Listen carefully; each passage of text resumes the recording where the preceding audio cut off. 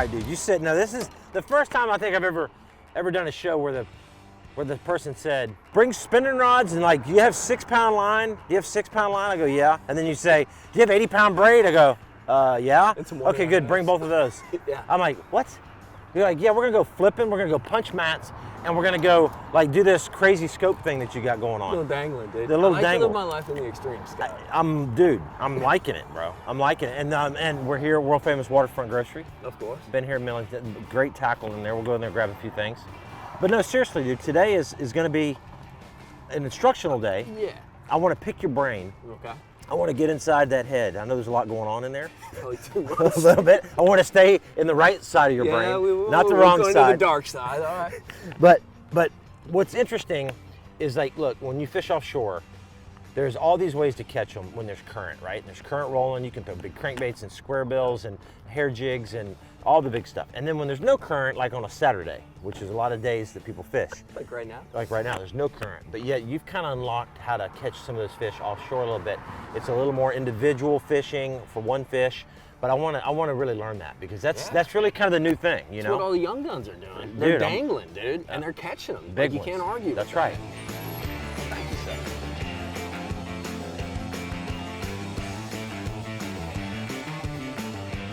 It's like legit stock tackle shop. Yeah.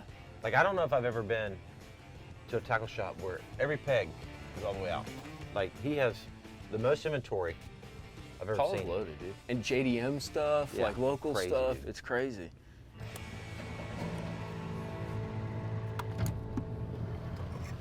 Dude, look at this water. All this eelgrass, this looks amazingly great. Amazingly great. Dude, I'm excited. So bro. am I, dude. Getting to fish here on Guntersville with my boy. It's been a few minutes.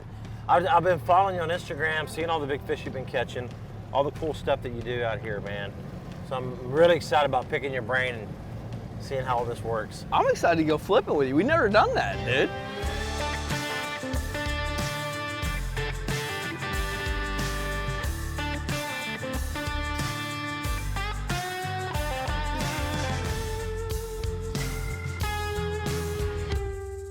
This looks nice, man. It's all topped out. I mean, Yep. what's neat about Guntersville is over the years, and I've been here for 15 years, coming up here off and on.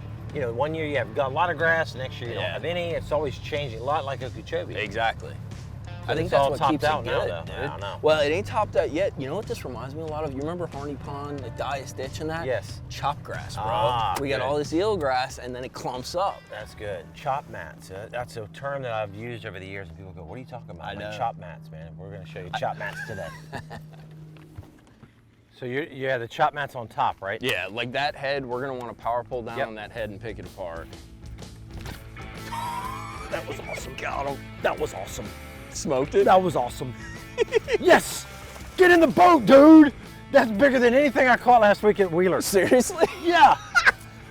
So you're gonna be easy to please. I had 5 for 9 pounds, 9 pounds, 12 ounces the first day, and I had 5 yesterday for 9 pounds. Yeah, that's a lunker, bro. And it's probably better than any way you caught him on Wheeler, dude. Yeah. The best part was, that's just like literally, you know, it's a good fish. But when did you see me set the butt jerked right out of my hand? Dude. Yeah, I know. When I hit, I told you they're mean, bro. clear water that says, look at that. Isn't that cool? That's cool. Isn't that cool? That was just. All right, so started flipping these mats. These are pretty thick mats, a lot of hydrilla. I had the 7.4 Elite Heavy. It's a great rod for flipping and pitching, but not punching. It would work, but it's not right. It's like using the wrong golf club for the wrong shot. So I'm gonna put this on a 711. This is a Signature Series Heavy. And the reason I want that longer rod, it just gives you more leverage when you get that bite. And then I'm also gonna rig up this on a straight shank TK 135 Trocar, and I'm gonna do a snell knot, and that's very important. So this is one of those techniques, flipping or punching, where it really does matter on the equipment. Like you do not wanna show up here with anything less than a 7.6 heavy. You wanna have braid, you wanna have a high-speed reel, you wanna snell knot your hook. Both of these Trocars look the same, but they're different. This is a TK 130, which is a lighter wire diameter, and this is TK 135, which is a thicker wire diameter. This is gonna be more for your straight braid, super heavy cover like we're dealing with now. This TK 130 is what I would use for my medium light flipping or casting worms around, stuff like that, not necessarily hard, thick cover. So we're gonna go with the TK 135 here. Three-sided point. That's basically like 3 edges of a knife. So when you go into a hard piece of bone or a hard piece of their mouth, it's gonna penetrate with a lot less power or pressure. It's gonna penetrate easier than a round bend. Even though a round is sharp, eventually as it gets to the thicker part of the hook, you're starting to get a lot of slowdown on that. So this will drive the hook better. All right guys, so what this does is it leverages that hook. Basically it turns it into a circle hook. Look at that right there. When the weight is pushing against the eyelet, it springs that forward. Watch, watch. Dunk, dunk, dunk, dunk, straight up. So as this comes through the fish's mouth, it pops that hook up and that grabs them. So it's a much higher hookup ratio. That's a snell knot. Now there's several ways to tie that snell knot. You can tie it the way I did, which is basically just go through the top of that hook, run the line down, make a loop back on itself, and then twist the tag in around the shank right below the eyelet 5 or 6 times, and then pull it all together. Dude, come on. That was at the top of the mat. There he is. Are you kidding? Yep, frequency bite. Frequency bite. Oh, so you got he's some in more there. Of those, right? He's in there. He's in, dude, this is awesome. Now everybody's like at home going, there's no fish in there. He just hung on some grass. And you stick your hand in there like this. They don't have teeth up here, bro, so you should be good. And you just go, got him. There's not many places in the world you can do this, dude. I know, and there's less and less every year. Wow. Frequency. Thanks for cleaning up my fish, bro. Is that what we're gonna do? That was cool. It did work though, didn't it? It did, 100%. Yeah. Dude, this is so beautiful. Look at that beautiful grass, beautiful bass. That was cool. So Scott, I think we're coming up with an approach here. I'm gonna be the teaser, and you're gonna be the closer, dude. I like it. I like it. I appreciate you letting me go in on that one. But you know, it's the perfect example. There are days where they want a bait with no action or a bait with action. That is a very big deal. So I can always tell people, like, if you're flipping docks or flipping mats or whatever, and you're like, man, they were really in here last week, and you go through there and you're like, dude, I'm not getting bit. Before you give up on it, try the opposite with the 100%. Action. You know, like if you have action, then go to non-action or vice versa. And that might be what's going on right now. That's 100% it. This lake's a perfect example of that, man. In fall, less. In summer, they're active, they're going. I'm just trying to beat the odds a little bit or something. You're trying to just show me. We got a little teamwork thing going on. I appreciate it.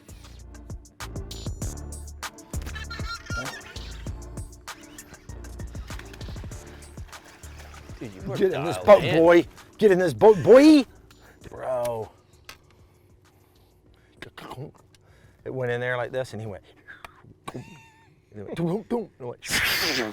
Everybody asks, like, why do you carry the cooler? Don't the boats come with coolers? And the Skeeter has a cooler. Yeah. But it doesn't keep ice very well. It's okay for maybe a day's worth of ice, maybe not even that.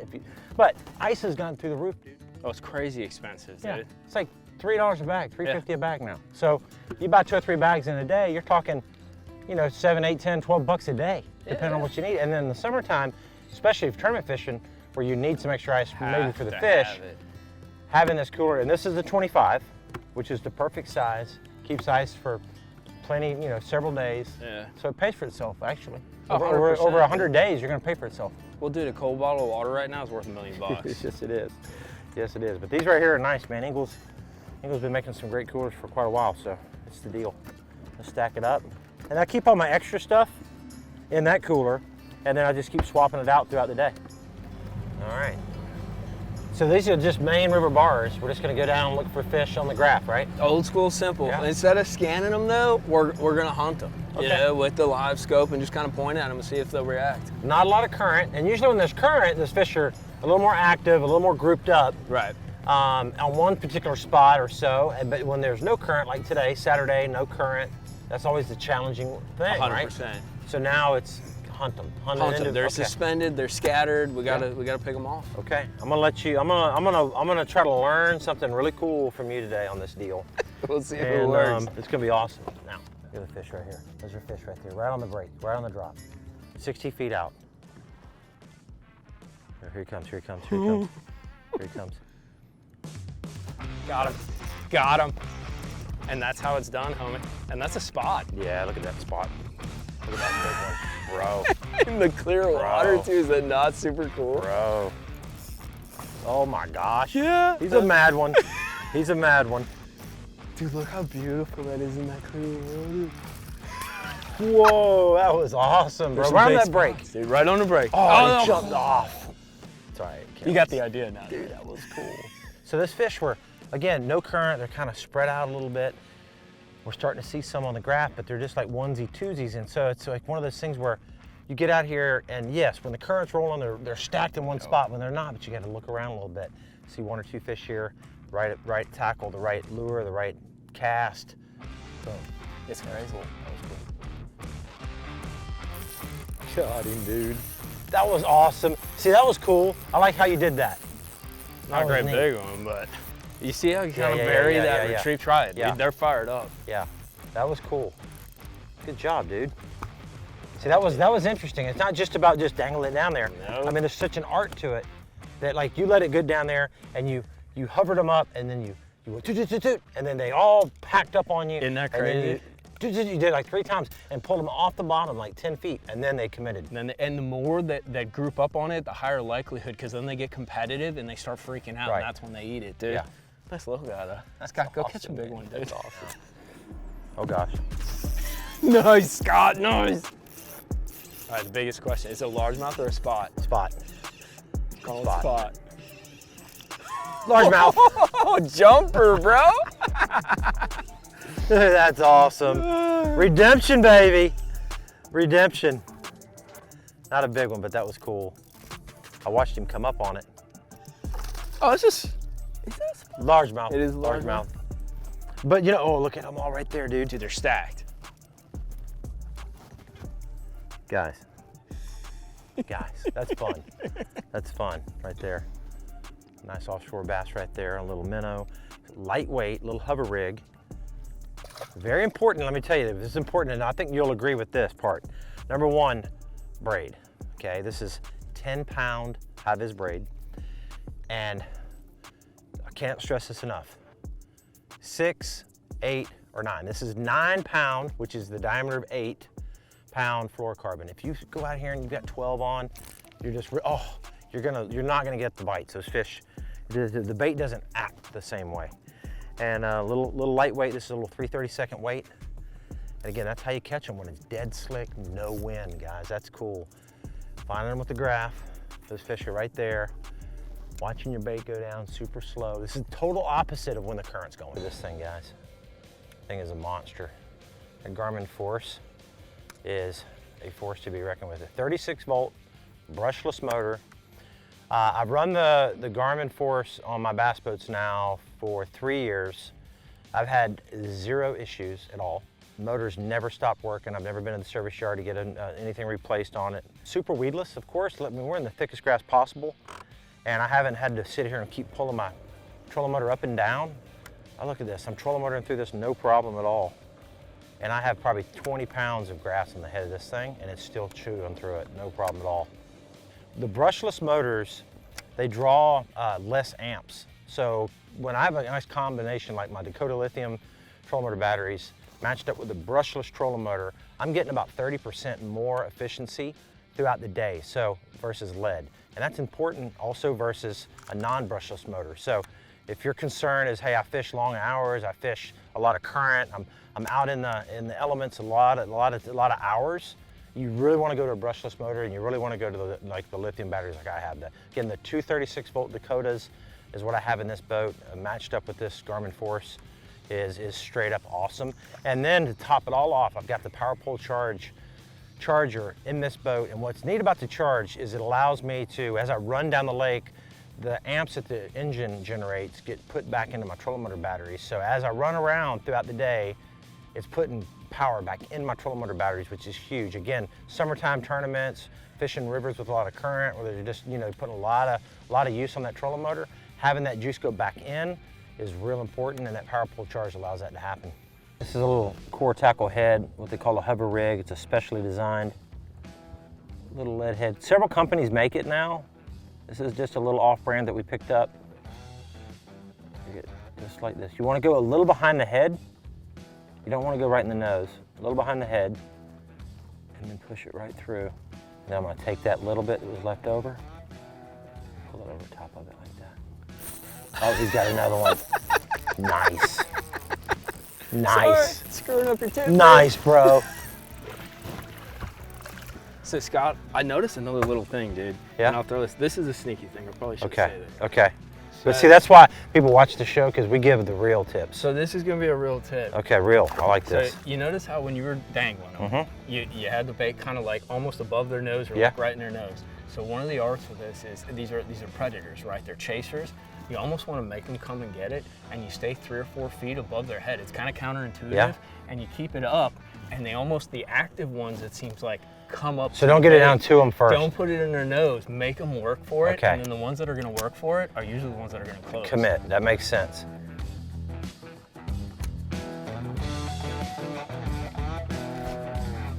Got him? Jesus, he's skadoodling. Ski bass. What was that, a big worm? Yeah, just a little stick bait. Oh, that's a little decent. Nice, dude. Bro, there's Oh, you see yeah. little two Oh, with it. wow. So that's what I was talking about. So there were just like 2 spots with this largemouth, bro. Nice fish. Oh, that's what a Guntersville bass looks like, a bro. chunk right there, bud. Whoa. They're mean, dude. Dude, they're so angry these river fish. That was on a stick bait, huh? Well, stick bait, little ace, dude. Brought a little Florida with me, you know? That's awesome. Golly. I gotta put him back, bro. He's tripping. Nice fish. Back you go. Good job. Bro, look at them all. Those are all. Listen. Oh, look at them right there. That's a big one, dude.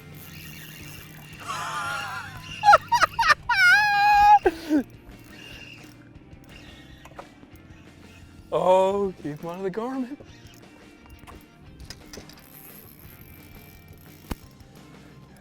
But you wish you had that 80-pound braid right now, dude.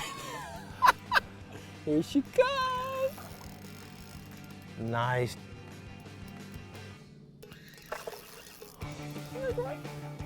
Got her. Nice job, bro. How about that? We just got through saying, hockey match is on tonight. Florida Panthers pay. Game 4 tonight.